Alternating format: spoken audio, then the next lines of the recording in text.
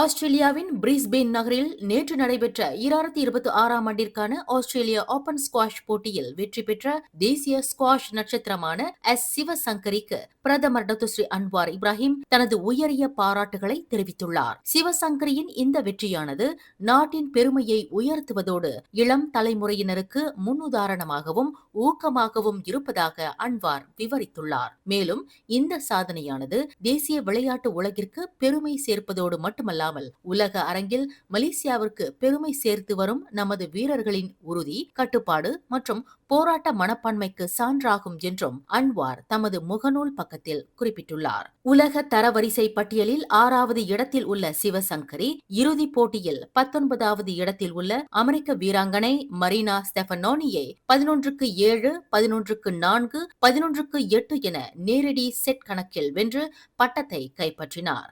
28 நிமிடங்களில் இந்த வெற்றியை அவர் பெற்றார் என்பது குறிப்பிடத்தக்கது. மேலும் செய்திகளை தெரிந்து கொள்ள கீழே இருக்கும் பெல் பட்டனை அழுத்துங்கள். உங்கள் மகிழ்ச்சியை வெளிப்படுத்த லைக் மற்றும் ஷேர் செய்யுங்கள். தொடர்ந்து திசைகளோடு இணைந்திருக்க சப்ஸ்கிரைப் செய்யுங்கள்.